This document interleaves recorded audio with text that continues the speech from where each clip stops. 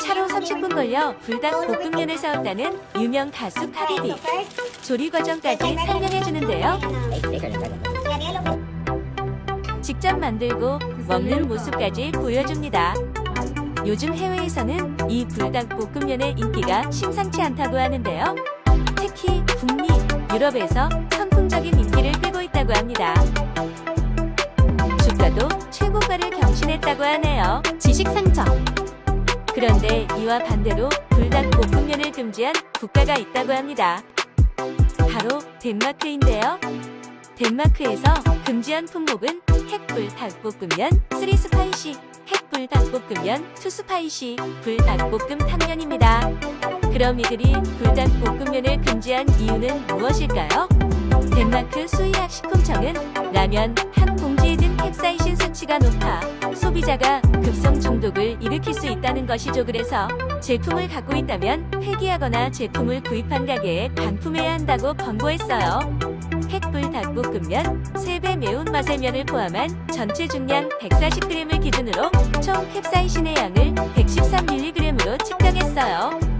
반면 삼양식품이 액상스프만을 기준으로 해당 제품의 캡사이신 함량을 자체 계산한 결과 25.7mg로 덴마크 정부 계산에 비해 4배가량 적게 측정됐어요. 덴마크 식품당국은 자국 소매 웹사이트에 공개된 스코빌 지수를 기반으로 캡사이신 함량을 계산한 것으로 알려져 있어요. 삼양식품이 면에 대한 캡사이신이나 제품의 총 캡사이신 함량 측정치를 따로 제공하지 않았다는 이유에서죠. 결국 덴마크는 3종의 불닭 볶음면을 대상으로 리콜 조치를 취하게 됩니다. 이에 대삼양식품 관계자는 현재 국내 기관을 통해 캡사이신 함량에 대한 공식 검사를 진행 중이라며 리콜에 대한 캡사이신 함량 기준이 따로 없기 때문에 취소를 장담할 수는 없지만 덴마크 수의학식품청과 적극 소통하며 이번 조치에 대응해 나갈 계획이라고 말했어요. 지식상점. 이 사건이 주목받는 이유는 수출이라는 단어에서 찾을 수 있는데요. 불닭볶음면을 필두로 한국 라면이 해외 인기를 끌면서 유럽으로 향하는 라면 수출 규모가 커지고 있어요. 농림축산식품부에 따르면 올해 1월부터 5월까지 유럽으로 건너간 라면 수출액은 전년 동기 대비 49.5% 늘어난 8,110만 달러를 기록했다고 해요. 식문화가 보수적인 유럽 시장에서 덴마크 정부의 리콜과 같은 사건이 또 발생한다면 수출길 확대에 어려움이 생길 수 있기 때문이죠. 이 공방에 집중이 되면서 한 스웨덴 출신 유튜버의 주장이 주목받고 있는데요.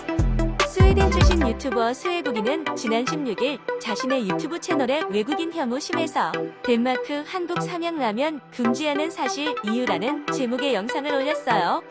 스웨국인은 덴마크와 스웨덴은 같은 사고방식을 갖고 있다며 너무 매워서 금지했다고 하는데 솔직한 이유는 따로 있다고 했죠.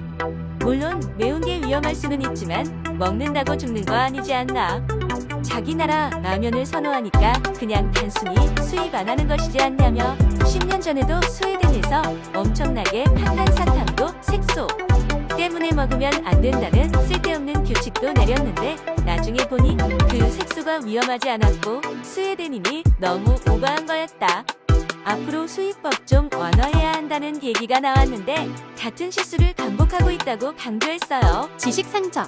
한 국가의 문화적 인식으로 시작된 리콜 공방. 여러분은 어떻게 생각하시나요?